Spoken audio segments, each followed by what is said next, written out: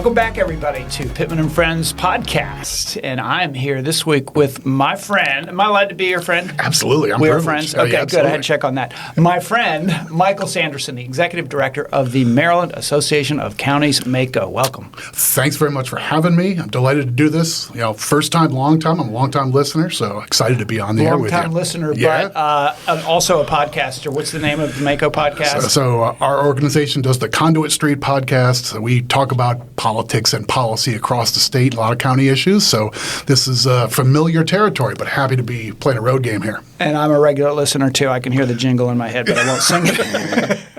All right. Okay. So, folks, this is going to be fun because, well, first of all, Michael Sanderson is one of, I will say, you will blush, you won't see him blushing, but he's one of the smartest people in Annapolis well, I'll say politics, but really policy is what it's about, and running a bipartisan organization. And you mentioned 30 General Assembly sessions. That's true. It's true, 30 years, so love this game. Yeah.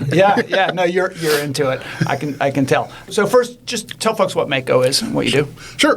MACo is the Maryland Association of Counties. We're a trade organization. Our members, there's probably a Maryland Association of Plumbers who looks out for the interests and priorities of plumbers, right? Uh-huh. Our members are the elected officials, county executives, council members, county commissioners across the state. Mm-hmm. And in Maryland, that means we're central for service delivery. An awful lot of Marylanders get all their fundamental frontline local services from their county government. So big believers in local service and sort of delivering good government back home. Mm-hmm. MACo is an organization we try and help member education, having conferences and events to sort through difficult issues, learn from one another. And also we're a voice on policy issues in Annapolis. We come to the table and say, hey, we're worried about this bill. It might impede our ability to do our recycling system that we've got set up, and it's we're killing it with recycling, and this is going to set us back. You don't want that, right? Yeah. Well, and I got to say, without MACo there to tell the folks at the state level,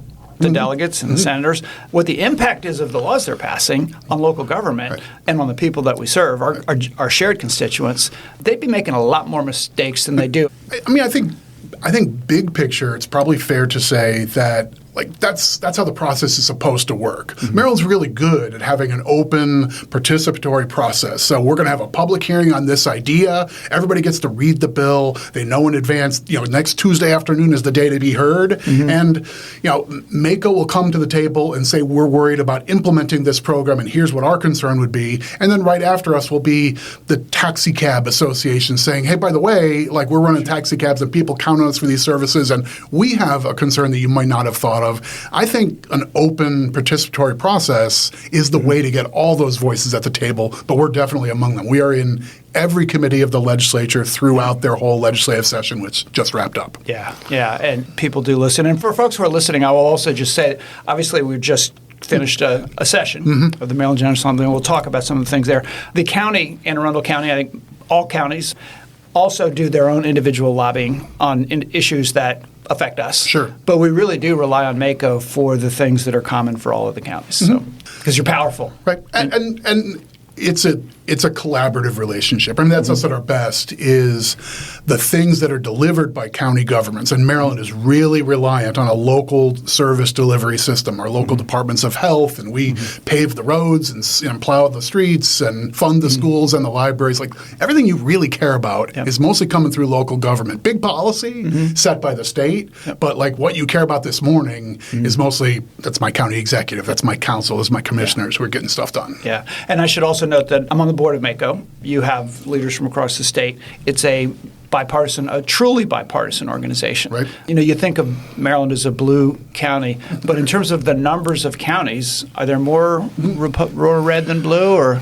Yeah, a few more red than blue, but honestly, that's never been MACo's bag. Our strong suit is take those hats off when you come to the table, and I love it when people are embedded as long-timers at the MACo Legislative Committee taking positions on bills, or on our board of directors trying to build strategic relationships and so forth, and they're like, wait, you're from the other party? We seem to agree all the time. I didn't even know you were a D or an R. I love when people, I love had no it too. idea, right? Yeah, I love there's it not too, much of that left in American politics, exactly. honestly. And it's so refreshing, and it's real though. So I mean, when we have our retreats and things, and then of course we have the Big Ocean City meeting that happens every year, but we actually do get together and talk policy. And I've got some friends that are in red counties, and I have to say that in some counties, if you want to do public service and you want to get elected, you go with the majority party. So I think there are people who are there who are really not partisan folks; they're government folks, and so it's great.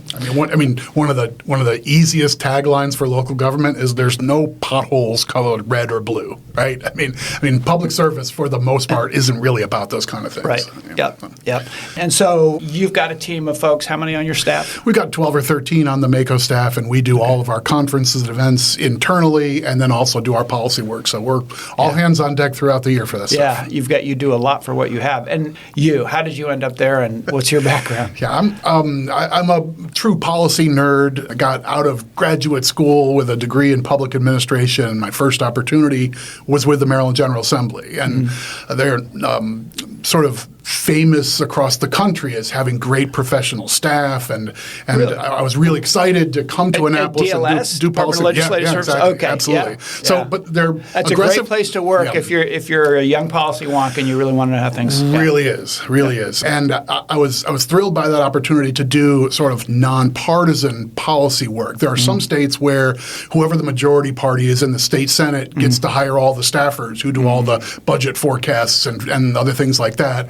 Maryland's very aggressive on we want good professionals doing all that analysis. That's interesting. I hadn't thought about it that way. I don't know what the split is, but not everybody operates like Maryland does. I love our system. I love being part of it. And then for me, I left the legislature when I got an opportunity to work with counties really exactly because of the breadth of the things counties do. So I came from there, worked with MACo as part of our policy team, doing sort of effectively lobbying, doing advocacy, and just never left, I guess. So I've done more than 30 sessions now with the General Assembly along with MACo, and I love this job. That's great. I hope you stay there for a really long time because really valuable. So I know that a lot of the focus is on budgets and the impact of state budgets on counties, but there's also something that has been always a common thing between the leaders from the counties, which is local power. Local authority to be able to listen to our voters and then do the things that they want. And often the state tells counties what they can and can't do and what they should do, and sometimes there's a bit of a clash there. I mean, I've had situations where I think, well, maybe the state should do it because it's good policy, and that way everybody does it in all the counties, and I'm okay with it. And then others where clearly local decision making seems wiser, particularly land use issues. But even there have been some exceptions. And I guess it's preemption is the word that gets used when the state says, no, we're going to preempt your decision making. Right. I think inherent in being a local government leader like you, or the folks who sit around the table at a shop like MACo, or our professional staff who try and do advocacy work, this is just a perpetual tension. And I think you can see it from multiple points of view and see where other people are coming from. So I don't think it's an outrageous point of view for a senator to say, I think we should just take all this decision making away from the cities and towns and counties. This shouldn't be local. It should be, we're going to do it all exactly this way. And I look from one end of my district up in Baltimore County to the other end of my district in Baltimore County, and I'm sold that this is the policy for everyone. There are times when the state says, yes, that's what we're going to do, and top to bottom, we're going to be all the same. Yep. There are a lot of other times where the local governments, I think, have a persuasive case that trying to take one idea and say, let's do this in Garrett County up in Appalachia, and also in Somerset County, probably our poorest jurisdiction on the Lower Eastern Shore, and then also in Prince George's County right outside of Metro D.C. And that is the exact same policy really the best fit for all those disparate parts of this state? We're America in miniature, and that means we're different in an awful lot of ways.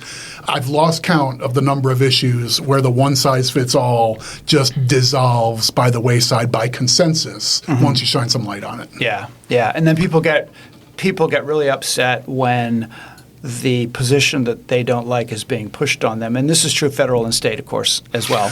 State rights. Right. Yeah. You can change the players, and like this same conversation is happening with the federal government and individual states, and you've got states of different political persuasions and how they feel about that relationship. And those echoes between the federal state and the state-local relationship, pretty obvious. Yeah. So where do we want to start? Why don't we talk about budgets, and let's use as an example funding for roads and how that's evolved over the years. Yeah, Maryland's quirky here, and I'm the guy. I've been doing this forever, but. I would say, funding for roads is different in most states. You look in Pennsylvania, and local governments only have to take care of bridges, that the state highway system manages roads all the way down to the little tiny connectors. In Maryland, we have lots of local roads, and then everything with a number on it is either a state or interstate highway, and the state has a system for doing the big stuff. Right. But your county manages roads all throughout Anne Arundel County. The city of Annapolis has their own public works and so forth. We don't have any revenue. You don't have a gas tax. You don't get any money when someone buys or sells a car or registers their car. So the only thing we have at local government in Maryland is a share of the state revenues that they send to us by formula. This is actually pretty common in Maryland. A lot of programs are run locally with support by the state, usually through some calculated formula written into law, so it's predictable year to year. School construction. Yeah. There's like a laundry list of different programs that kind of fit that general mold. The difficulty with transportation is things got grisly back in what we now refer to as the Great Recession, 2008, 9, 10. Summer of 2009, the state got so deep in their own budget hole, they cut virtually all of our local road money. And usually when things are bad for a year or two, you kind of limp through a couple years and then you put things back. And the funding for local roads and bridges never got put back. Never came back. So this is like massive tension between state leaders and local leaders, because ever since then, counties in particular we're back to like 30 cents on the dollar of where we were just in dollars in 2009. And paving a mile of road today, way more expensive than it was then. So it's a strain on your budget, and it's pressure on like property taxes and income taxes at the county level. People think their gas tax pays for the roads. In Maryland, the quiet secret is it pays for the state roads, and then it gets a little shifty after that. Yeah. So we have to figure out how we're going to finance our part of it. So housing's been a big issue this year. The last few years, housing shortage. 10 years ago, they weren't talking about that. They were talking about other land use issues. And I remember under the O'Malley administration, it was Planned Maryland and, what was being done to tier areas where development should take place and how that should happen. So just tell us some of the wars some more war stories and where we stand now on housing and open space. Yeah. This is another topic that fits right into that area of what role should the state have? This has been decades and decades that Maryland, like most of America, has said, like zoning, the process of this side of town is where we should have the industrial and commercial kind of activity. Over here should be mostly residential, and then these other plots will have a mix here and a mix there. And you kind of, you come up with a vision for what land use ought to look like. You have places like Houston that just says do whatever you want, build whatever you want, all the places, and that's one model. Most places have some organized way of saying a place for the water to drain. That's led them to their own issues. But in Maryland, like lots of places, there's a tension between what's good policy for zoning generally versus what do you really need to do block by block in each community with input from that area and the people who live right there. And that goes back to the 40s and 50s here in Maryland. More recently, Governor Glenn Denning back in the 90s was a big advocate of smart growth, and that became a real mantra for him and smart growth where you build where there's infrastructure. Don't build way out there. Build here where we've got water and sewer and we've got some capacity. Let's do less out there and more in here. And there have been back and forth about how much of that do you make rigid state policy and how much of it do you make incentives so more and more communities will go that general direction. Interestingly enough, the last number of years, as the availability of affordable housing and sort of the missing middle in the housing market has has just grown and grown as a thing a lot of people are worried about in what's usually a private market. For the most part, governments aren't in the business of deciding what the price of a house is going to be. No. We have an indirect role in what's available and where you can build and things like that. And Maryland's been pretty particular. Don't build right next to the bay. We want to have limits on phosphorus and nitrogen and runoff into the water systems. We want to replace the trees you cut down. We're that kind of state. Yeah. We've also had crazy rules in counties that say that you have to build a certain lot size above that, or a certain size of footprint of the house. Right. Like we don't want affordable. We wouldn't allow mobile homes in Arundel County, or even the prefab homes that are built. Right. And to me, that was just sort of a classist thing. We don't want working people here. We want bigger stuff. Right. Now it's flipping. I hope. I mean,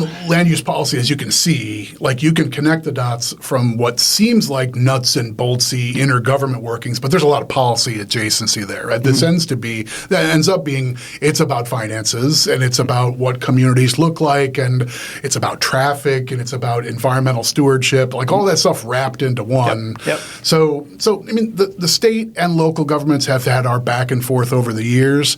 The issue of the moment, not just in Maryland but everywhere, is how do we find more supply of, homes that the two-earner in Anne Arundel County, where it's a teacher and a firefighter, how can they live in what parts of the county can we find housing for them I like to call them get right into? Our essential workers. Sure. That's what we start calling them in COVID. That makes more sense to me. People use the word attainable and other things like that. But essential workers, our economy can't function without those folks. And if we don't have somewhere for them to live, we're in trouble. Yeah. So at that level, there's a pretty widespread agreement that there's not enough, and there are multiple obstacles, and we ought to scattershot all of them. Mm-hmm. So among those have been state bills talking about the local permitting process. When we agree this is a place to build, let's do that more rapidly. Let's not have this take 18 months, 36 months. Let's try and go quickly where we agree on yes, and do the same thing with state agencies. The governor's been pretty aggressive on saying, I want to get my environmental and transportation and forestry people all talking to each other so we can all stamp yes at the same time rather than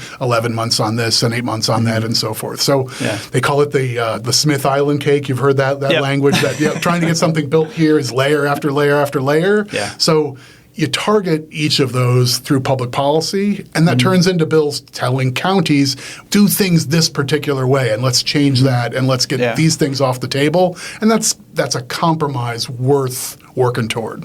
Yeah, and I will say that there's been a clash the last couple of years, especially last year, I think, between what the governor's team is trying to do at DHCD and what the members of MACo have been saying.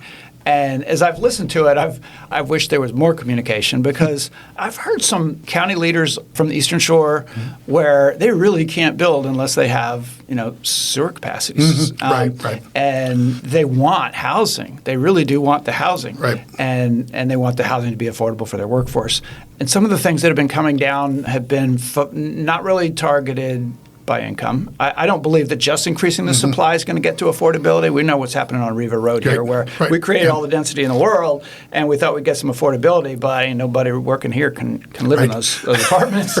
So, I mean, I know some good stuff has passed. I think this year, didn't the transitory TOD bill pass? Right, a couple big bills supported by the administration, supported by a really wide, sort of a whole gaggle of pro-housing advocates. I think we'll have a bill signing day with a couple different bills being signed into law, and housing is one of these things that, like, you're not going to see something in 6 months where everything changes, but it may very well be that you make some changes at state level policy, and you're going to have an election cycle coming up where affordable housing is going to be a major issue in some of these contested races, and that doesn't hurt. Like that's one of the ways that politics changes as well. Yeah. So I think in the space of time, and maybe there'll be some market changes too, right? Yeah. Like mortgages coming down from 7% back to 4% would make an awful lot more houses affordable for people, and projects pencil out better too. So we get multiple tailwinds, including some state legislation that was hard fought. Yeah. I think we can get things back in a better direction. Yeah, and I worry about the politics of it. Sometimes you kind of go too far, and there's the YIMBY-NIMBY tension. Oh, for sure. Yes, in my backyard, not in my backyard. Don't build anything. There's a banana. What is that? Right? Banana is build absolutely nothing anywhere near anybody. Right? It's fantastic. Yeah.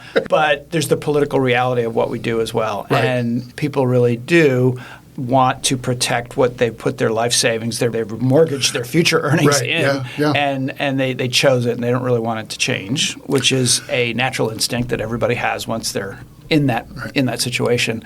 And at the same time, I've sat around the MACo table a couple times and said, I hope you guys don't kick me out of MACo, but I really think that we should let the state preempt us because we're all chicken and afraid to actually do what's right. But then I've gone to, I think I might have said some things at the state level that some of the advocates on the YIMBY side has irritated them too, because I really fear that I don't believe in sprawl development as the answer, and some of the stuff that encourages sprawl development is just not.